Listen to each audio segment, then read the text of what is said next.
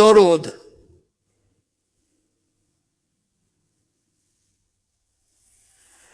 আমাদের নেতা মুহাম্মাদের উপর, যিনি আল্লাহর রহমতের দরজার চাবি, আল্লাহর রাজত্বের স্থায়িত্ব পর্যন্ত স্থায়ী সালাত ও সালাম, এবং তার পরিবার ও সাহাবীদের উপর প্রতি কণার সংখ্যা পরিমাণে হাজারবার। হে আল্লাহ, সালাত ও সালাম বর্ষণ করুন আমাদের নেতা মুহাম্মাদের উপর, যিনি আল্লাহর রহমতের দরজার চাবি, আল্লাহর জ্ঞানে যা আছে তার সংখ্যা পরিমাণে, আল্লাহর রাজত্বের স্থায়িত্ব পর্যন্ত স্থায়ী সালাত ও সালাম, এবং তার পরিবার ও সাহাবীদের উপর প্রতি কণার সংখ্যা পরিমাণে হাজারবার, প্রতিটি মুহূর্তে, সর্বদা, তার সৃষ্টির সংখ্যা পরিমাণে, তার সন্তুষ্টির পরিমাণে, তার আরশের ওজনের পরিমাণে এবং তার বাণীর কালি পরিমাণে।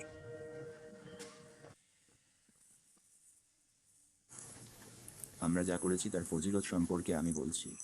প্রিয়জনদের মধ্যে কারা সজাগ হয়েছে আমি জানি। সবাই নিজ নিজ হিসাব অনুযায়ী শান্তি স্বাচ্ছন্দ্যে আছে। হে আল্লাহ, তার উপর এবং তার পরিবার ও সাহাবীদের উপর সালাত, সালাম ও বরকত নাজিল করুন। আল ফাতিহা।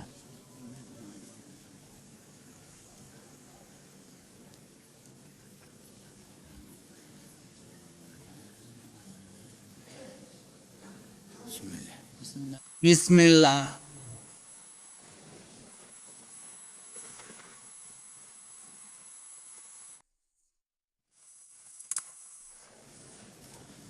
আপনাদের সনদ আব্দুল ওয়াহাব আশরানি পর্যন্ত। আল্লাহ রহম করুন, রাজি থাকুন, আমিন।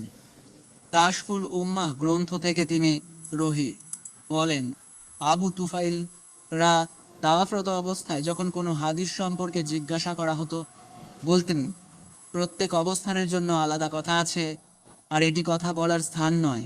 এবং তিনি সাল্লাল্লাহু আলাইহি ওয়াসাল্লাম অসুস্থ ব্যক্তিকে আরোহণ করতে ও মানুষের পেছন দিক দিয়ে তাওয়াফ করতে আদেশ দিতেন। আনাস রা বলেন,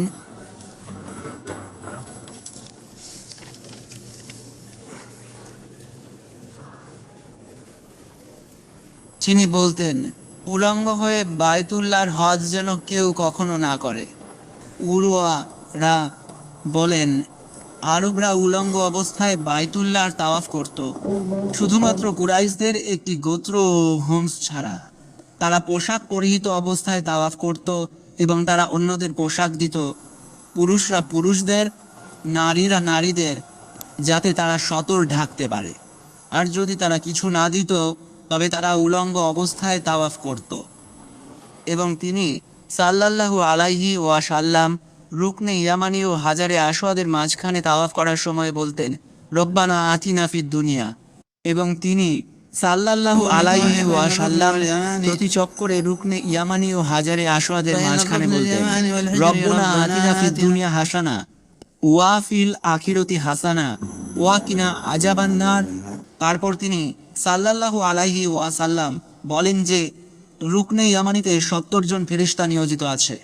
সুতরাং যে ব্যক্তি বলে, আল্লাহুম্মা ইন্নী আসআলুকা আলাফা ওয়া আলাফিয়াতা ফিদ দুনিয়া ও আলাখিরা, রব্বুনা আতিনা ফিদ দুনিয়া হাসানা ওয়া ফিল আখিরাতি হাসানা ওয়া কিনা আযাবান নার, তারা ফেরেশতারা বলে আমিন। এবং তিনি সাল্লাল্লাহু আলাইহি ওয়াসাল্লাম বলতেন, যে ব্যক্তি বায়তুল্লাহকে 7 চক্কর তাওয়াফ করে এবং সুবহানাল্লাহ, আলহামদুলিল্লাহ, লা ইলাহা ইল্লাল্লাহ, আল্লাহু আকবার এবং ওয়ালা হাওলা ওয়ালা কুওয়াতা ইল্লা বিল্লাহি আল আলী আল আযীম এসব ছাড়া আর কিছু না বলে, তার 10টি গুনাহ মুছে দেওয়া হয়, তার জন্য 10টি সওয়াব লেখা হয় এবং এর দ্বারা তার 10টি মর্যাদা বৃদ্ধি করা হয়। এবং তিনি সাল্লাল্লাহু আলাইহি ওয়াসাল্লাম প্রায় বলতেন, বায়তুল্লাহর তাওয়াফ, সাফা মারওয়ার মাঝে সাই এবং জামারায় পাথর নিক্ষেপ এসব কেবল আল্লাহ তাআলার জিকির প্রতিষ্ঠার জন্য নির্ধারিত হয়েছে। এবং আবু তুফাইল রা তাওয়াফরত অবস্থায় যখন কোনো হাদিস সম্পর্কে জিজ্ঞাসা করা হতো, বলতেন, প্রত্যেক সম্প্রদায়ের জন্য একটি কথা আছে এবং প্রত্যেক অবস্থানের জন্য একটি কথা আছে, আর এটি কথা বলার স্থান নয়, এটি কথা বলার স্থান নয়।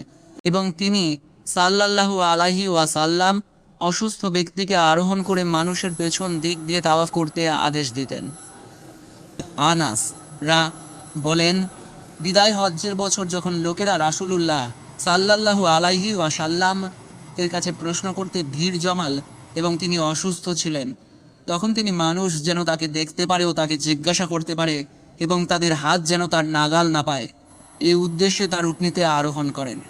তারা তাকে ঘিরে ধরল, এমনকি ঘরের যুবতীরাও বেরিয়ে এলো এবং বলতে লাগলো, এই তো মুহাম্মাদ, এই তো মুহাম্মাদ। এবং তার সামনে লোকদের মারা হতো না। আমাদের শাইখ রহি বলেন, তার আরোহণ ছিল এই কারণে, নচেত তো জানা যে তার উম্মতের সুস্থ ব্যক্তির জন্য তাওয়াফ ও সাইকে হেঁটে চলাই উত্তম উত্তম উত্তম। এবং নিকাহ অধ্যায়ে আসবে যে রাসূলুল্লাহ সাল্লাল্লাহু আলাইহি ওয়াসাল্লাম এর একটি বৈশিষ্ট্য ছিল, যখন তিনি কোনো বাহনে আরোহণ করতেন, তিনি তাতে আরোহী থাকা পর্যন্ত সেটি প্রস্রাব বা মলত্যাগ করত না। তাওয়াফ শেষ করলে তিনি বাহনটিকে বসিয়ে 2 রাকাত সালাত আদায় করতেন এবং তিনি আরোহী অবস্থায় তাওয়াফ করতেন না। আলহামদুলিল্লাহ। হে আল্লাহ, আপনার শ্রেষ্ঠ দুরূদ সালাম সহ দিন আপনার সৃষ্টির সেরা মুহাম্মদের উপর, তার পরিবার ও সাহাবীদের উপর, আপনার জ্ঞান সংখ্যা ও বাণীর কালির পরিমাণে সর্বদা স্মরণে ও গাফেলতায় সবক্ষণ। হে আল্লাহ, আপনার সৃষ্টির শ্রেষ্ঠ মুহাম্মদ, তার পরিবার ও সাহাবীদের উপর দরুদ ও সালাম প্রেরণ করুন। আপনার জ্ঞানের সংখ্যা ও বাণীর কালি পরিমাণে যখনই স্মরণকারীরা আপনাকে ও তাকে স্মরণ করে, গাফেলরা গাফেল থাকলেও দরুদ।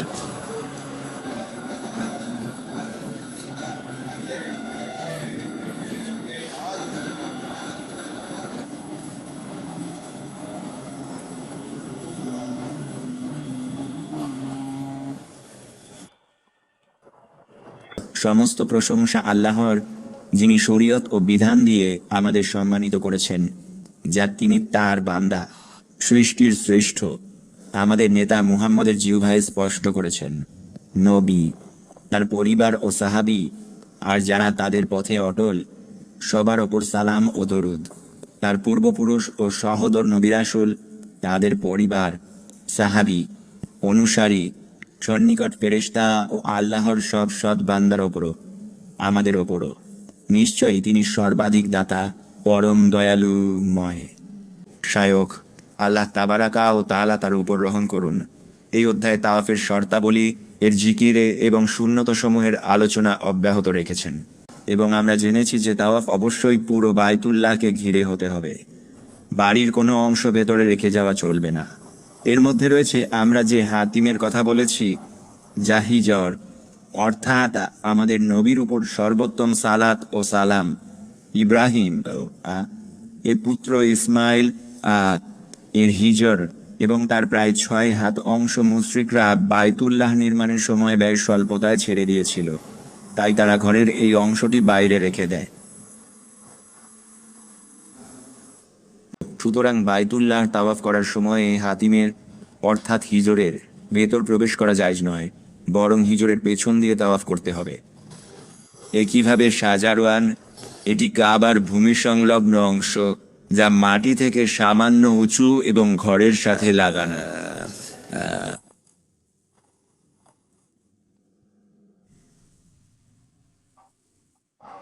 এই শাহজারওয়ান সম্পর্কে বলা হয় যে এটি কাবার অংশ।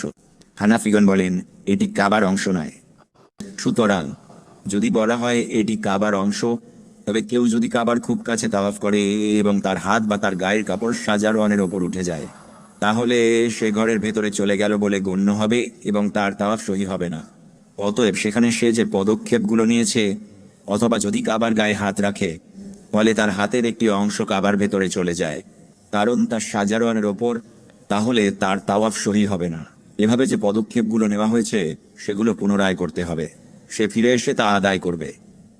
শাহজারওয়ানের বাইরে এবং হিজরের বাইরে থাকতে হবে সেই সম্মানিত হিজর যা আমাদের নবী ইসমাইল এর সাথে সম্পর্কিত, আমাদের নবীর উপর সর্বোত্তম সালাত ও সালাম।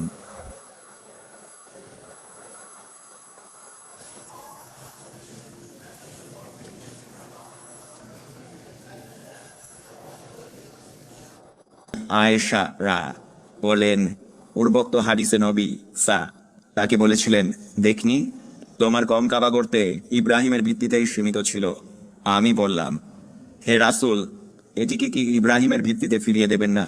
তিনি বললেন, তোমাদের কম সদ্য কুফর থেকে ফিরেছে, না হলে করতাম। তাই ইচ্ছা থাকলেও তিনি কাঠামো বদলাননি সেই সময়ে। পরে আয়েশা জানান, তিনি উত্তরের 2 রুকন যা হিজরের দিকে স্পর্শ করা ছেড়েছিলেন, কারণ ঘরটি ইব্রাহিমের ভিত্তিতে সম্পূর্ণ ছিল না। হিজর কাবার অংশ। হ্যাঁ,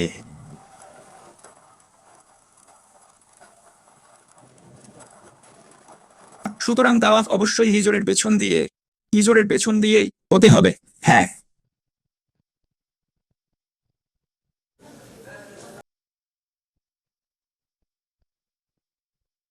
এবং এ মতের ওপর 3 মাযহাব মালিকি, শাফি ও হাম্বলি একমত। হানাফি মাযহাব মতে উত্তম হলো হিজর হাতিমি এর বাইরে থেকেই তাওয়াফ করা।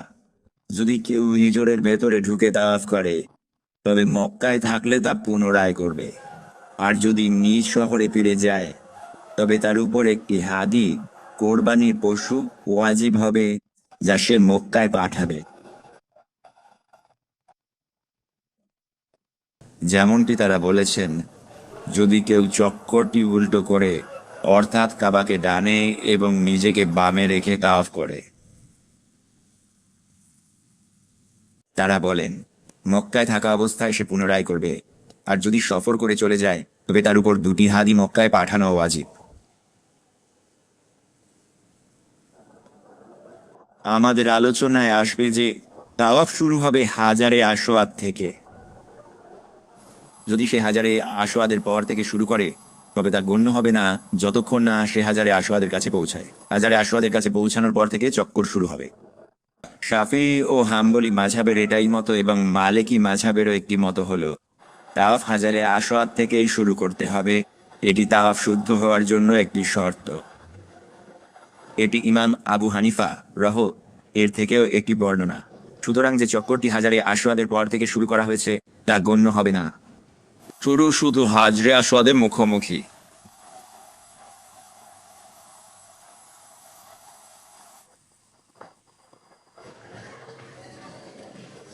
এখান থেকেই ফকিহগণ বলেন, যদি কেউ হাজারে আসওয়াদ চুম্বন করে তাওয়াফ শুরু করে তবে তার উচিত চুম্বন থেকে মাথা তুলে সামান্য পেছনে সরে যাওয়া, যাতে সে তার বাম দিক দিয়ে পুরো হাজারে আসওয়াদ অতিক্রম করে। অন্যথায় চক্করটি অসম্পূর্ণ থেকে যাবে এবং তা গণনা করা হবে না যদি সে হাজারে আসওয়াদের কাছ থেকে সরাসরি সামনের দিকে হেঁটে যায়। সুতরাং যে হাজারে আসওয়াদ থেকে তাওয়াফ শুরু করেনি, বরং এর মাঝখান থেকে বা পেছন থেকে শুরু করেছে, তার জন্য আবশ্যক হলো যদি সে হাজারে আসওয়াদ চুম্বন করে শুরু করে তবে তাকে কিছুটা পেছনে সরে যেতে হবে এবং তারপর তাওয়াফের জন্য পা বাড়াতে হবে। সুতরাং পুরো শরীর দিয়ে হাজারে আসওয়াদের বরাবর হওয়া আবশ্যক। কারণ যে কাজে বাইতুল্লাহর বরাবর হওয়া ওয়াজিব তাতে পুরো শরীর দিয়ে বরাবর হওয়া ওয়াজিব। হানাফি ও মালিকি মাযহাবেও একটি মত রয়েছে যে হাজারে আসওয়াদ থেকে তাওয়াফ শুরু করা ওয়াজিব, তবে হানাফি মাযহাবের পরিভাষায় এটি ফরজ নয়। নবী এটির ওপর নিয়মিত আমল করেছেন এবং বলেছেন, আমার কাছ থেকে তোমাদের হজের নিয়ম কানুন শিখে নাও।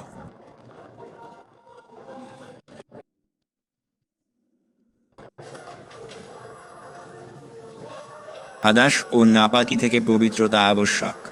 কাপড়, শরীর ও স্থানের নাপাকি থেকে পবিত্রতা এবং ছোট ও বড় হাদাস থেকে পবিত্রতা অর্জন করতে হবে। কারণ রাসূলুল্লাহ বলেছেন, বাইতুল্লাহ তাওয়াফ করা সালাতের মতো অথবা সালাতের মতো, তবে আল্লাহ এতে কথা বলার অনুমতি দিয়েছেন। সুতরাং যে কথা বলবে সে যেন ভালো কথা ছাড়া অন্য কিছু না বলে।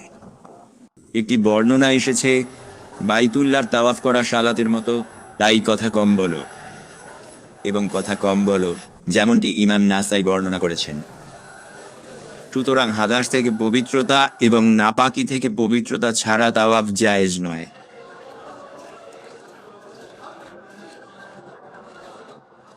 জমহুর উলামাদের মাযহাব এটাই। হানাফি মাযহাবের একটি মতে হাদাস থেকে পবিত্র হওয়া ওয়াজিব, কিন্তু যদি কেউ অপবিত্র অবস্থায় বা নাপাকি নিয়ে তাওয়াফ করে তবে সে তাওয়াফ আদায় করেছে। জমহুরের মতে তা বাতিল এবং তাকে পুনরায় তাওয়াফ করতে হবে।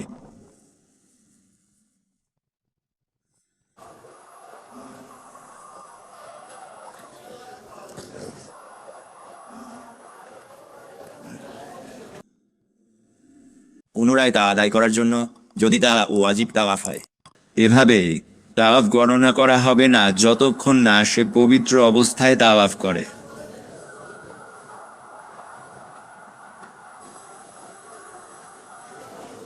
হানাফি মক্কায় থাকলে তাওয়াফ ফের, দেশে গেলে ফিদিয়া।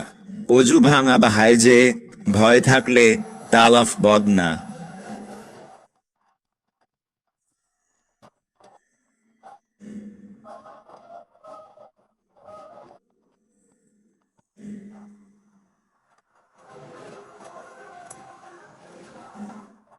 সে একটি বদনা উট কোরবানি দেবে। সুতরাং জমহুর উলামাদের মতে ছোট ও বড় হাদাস থেকে পবিত্রতা এবং নাপাকি থেকে পবিত্রতা ছাড়া তাওয়াফ শুদ্ধ হবে না। আর যদি তাওয়াফের মাঝে তার হাদাস হয়ে যায়, অজু ভেঙে যায়, তবে তার উপর ওয়াজিব হলো গিয়ে অজু করা এবং তারপর বাকি অংশ সম্পন্ন করা।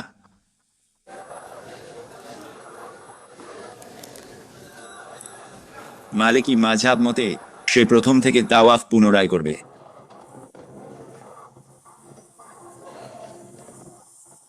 ইচ্ছাকৃত হাদাসে তাওয়াফ শুরু থেকে।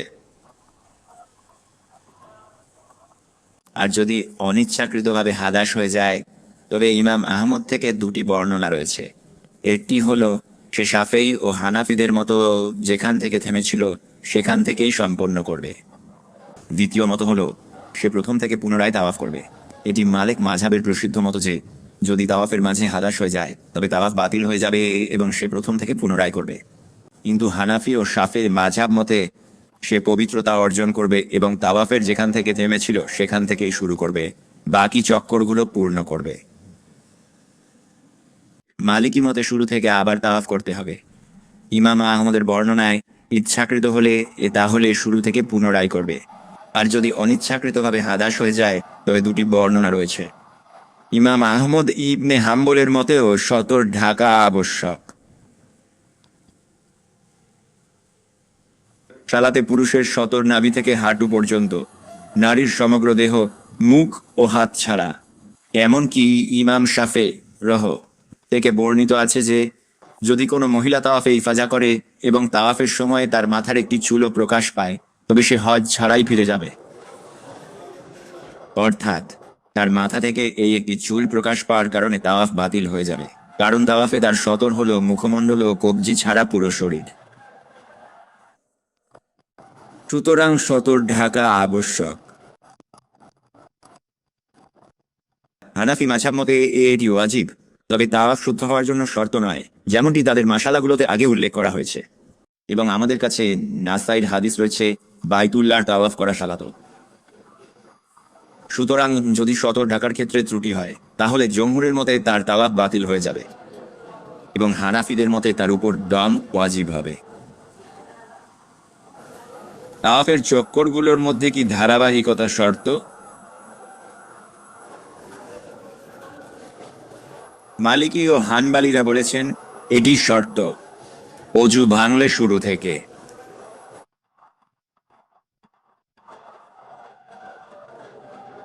ইমাম আহমদের মতে কাজটি ইচ্ছাকৃত হলে। ইচ্ছাকৃত বিষয়ে তার দুই বর্ণনা আছে, তবে হানাফি ও শাফিঈ বলেন মুয়ালাত বাধ্যতামূলক নয়। এজন্যই যদি অজু ভঙ্গ হয় এবং সে ফিরে আসে তবে যেখান থেকে থেমেছিল সেখান থেকেই পূর্ণ করবে। অজু ভাঙেনি, তাওয়াফ থামা যায়, সেখানেই চালাও, 7 চক্করে একটানা নয়। তারপর হানাফিরা বলেন, এবং এটি ইমাম আহমদ ইবন হাম্বলের একটি বর্ণনাও যে ব্যক্তি হাঁটতে সক্ষম তার জন্য হেঁটে তাওয়াফ করা ছাড়া অন্য কোনোভাবে তাওয়াফ করা সহিহ নয়। হানাফি মাযহাব এবং ইমাম আহমদ ইবন হাম্বলের একটি বর্ণনা অনুযায়ী এমনই। তাদের মতে সক্ষম ব্যক্তির জন্য যে কোনো তাওয়াফে হাঁটা ওয়াজিব। মালিকিদের মতে ওয়াজিব তাওয়াফে হাঁটা ওয়াজিব, আর ওয়াজিব নয় এমন তাওয়াফে হাঁটা সুন্নত।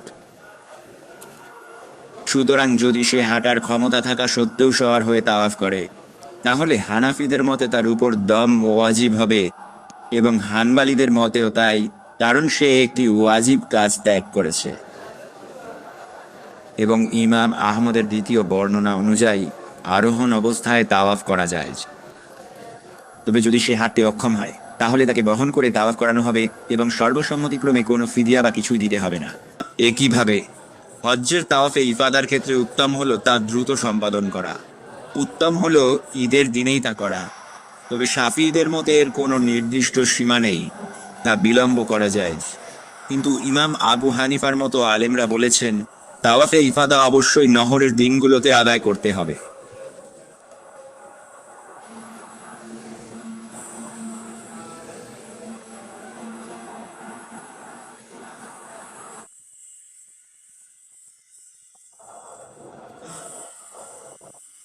বিলম্বে আদায় ওয়াজিব বাদ দম।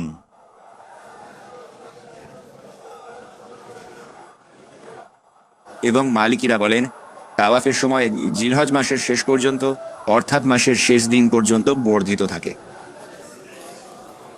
সুতরাং তার উপর তাওয়াফ করা ওয়াজিব। যদি সে জিলহজ মাস পার করে বিলম্ব করে তাহলে তার উপর তাওয়াফ করা এবং জিলহজ মাস থেকে বিলম্ব করার কারণে দম দেওয়া ওয়াজিব হবে। শাফি ও হানবালিরা এবং সেই সাথে আবু হানিফার দুই সঙ্গী আবু ইউসুফ ও মুহাম্মদ বলেছেন তাওয়াফের সময় উন্মুক্ত এবং চলমান যতক্ষণ সে জীবিত থাকে বাইতুল্লাহর তাওয়াফ ছুটে যায় না। বিলম্বের জন্য তার উপর কিছু ওয়াজিব হয় না, তবে তাওয়াফ না করা পর্যন্ত সে হজের দ্বিতীয় তাহাল্লুল লাভ করতে পারবে না।